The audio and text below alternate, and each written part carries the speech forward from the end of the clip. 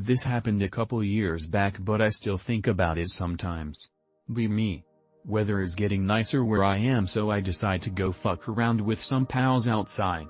Kind of roaming around forest at edge of town where there are some houses but not really that many. Walk past this rundown 2-story house with super overgrown yard. Friends and I are being generally loud and obnoxious and laughing about dumb shit. Out of corner of my eye I see something fly towards the edge of the yard by some weeds.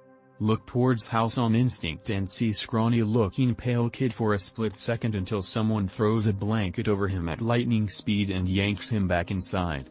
WTF.jpg. Honestly, I figure it's crackheads, but I take whatever he threw anyways. It's a paper airplane. Read it when I get home. It's a message basically asking me to come back and hang out that night. On some whim or maybe out of sheer mind-numbing suburban boredom I decide to do it, cause why not? Famous last words. I head back to the house around midnight. Lights are on. Knock on door. Door opens immediately like someone was waiting there already. Get a good look at who's inside. Tall, kinda emaciated looking kid. Looked around my age, I'm 18, but somehow haggard as fuck. Long, unkempt hair and these massive fucking bug eyes that seemed to rarely ever blink. Looked like he never slept. He had pronounced circles under his eyes.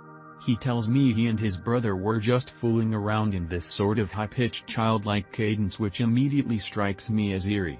He asks where all my friends went. I notice the house is full of Christmas decorations for some reason, which distracts me, and so I respond by asking what's up with that. He looks back like he forgot they were there and says it's because Christmas was a couple days ago. It's April. I say, dude, it's April. He kinda brushes that off and just asks if I wanna come in. Be me, probably 16 or 17. Leave room late at night to get a snack. Hear a small tapping, clicking sound above me in the kitchen. Stop and listen to it. It keeps going. Grab chair from the kitchen and stand on it to put my ear closer to the ceiling. Still making the sound. Bang on the ceiling a couple times thinking it's a mouse in the attic. The tap repeats the exact same pattern. Freak the fuck out. Wake up mom. Show her tapping and she says it's probably nothing. Says if I'm so scared about it then I should go up there and see what it is. Open ladder to attic and peek inside with a light. Nothing there. Climb up and look around. Still nothing. Go back to sleep. Looked for a thread like this, tell me what I encountered. For disclaimer, I never believed in the occult or any of the green texts I saw from /x/. I thought they were nothing more than made-up tales by bored and stoned ins. Still, you might know what I saw. Be me 2 weeks ago. College student. Sleeping late on weekend. Roommates went home, whole room is mine. Suddenly I feel something next to my bed while half asleep. I can't move. I can slightly open my eyes. There is a shadowy figure standing next to my bed. Dark and covered in shadows despite the sunlight in the room. Big fucking hat on his head. All I can see are his white teeth. Chill runs down on my spine. I muster up all my courage to ask him, what do you want from me? Barely manages to speak. The fucker just stares at me and starts smiling. Next moment he is gone. I can move again. LMAO. The fucking hat man. A classic. Not kidding, that dude, it's an actual entity people see often for some reason. Do you take Benadryl or similar medications by any chance? Be me Rockafag. Be the first lands to be blessed with magic from angels, in Babylon according to religious texts. People use it for evil like everything they're given. People still practice dark magic to destroy marriages and harm each other to this day. Have the largest cemetery in the world and it becomes heaven for witch fags. Aunts and grandma don't like my mom. They admit to doing over 20 black magic rituals to us, mom and dad specifically. Grandma casually mentions the huge amount of voodoo dolls she buried next to her husband's skeleton after she dug up his grave tens of times. House burns down when we try to sell it, nightmares on a daily basis. Dad decides to say fuck it and sell everything to move to another country. Dies suddenly before he can even retire. Leave the house and go to a different city. Still have nightmares 3/4 times a week of me in the old house fighting horrifying creatures. Sometimes watch my brothers get possessed/die in front of me. Mom has weekly dreams of grandma, died months after my dad, begging her for forgiveness while looking like she's getting tortured. Woke up today from nightmare number 795,666 of me stranded in that house getting tortured by various creatures while they laugh.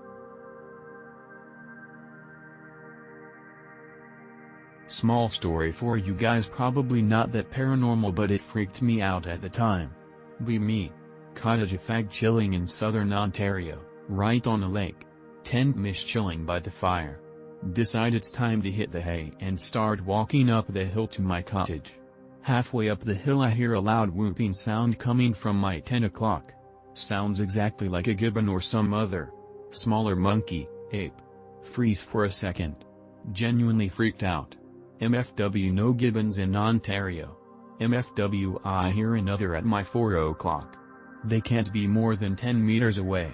Woo oo oo oo oo oo oo oo. Fuckers are communicating on either side of me. Nervously pass it off as a fox or something. Beeline for the cottage. I know it's not very climactic, but I had never heard that sound before and haven't heard it since.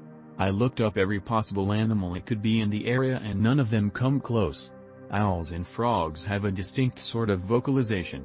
This was crystal clear, exactly like a monkey. Me. Home alone and stuck in bed trying to sleep but am not feeling tired enough. Sudden supersonic speed running down my hallway and stops at my door. The door opens even though it was locked. A head of matted tangled hair peeks in and stares me down. Usual aura of fear, but I was pissed that this thing interrupted my sleep. London.jpg. Grab the knife from under my pillow and throw it at the thing, but I'm shit at throwing, so the butt of the knife smacks it in the face. Knife is like half a pound, so when it connects it makes a meaty thwack. Thing screeches and disappears. MFW. Me. Like collecting rocks. Always felt like I'm being watched. One day at night, hear movement in my room. Shrug it off as just the cat. Keep hearing it in the same place every night. Get up and check it out. It's my rock collection. They've been watching all along.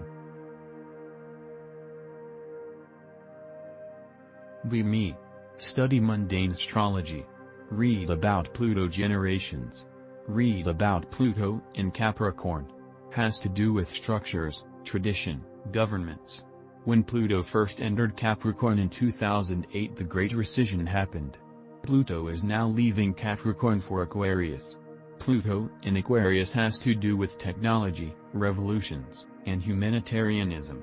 As soon as Pluto moved into Aquarius, there were major protests in France, Israel, and now there will be a writers' strike. Also AI and chatbot appeared out of nowhere. It's all coming together. Me. See this archive link. See the pattern.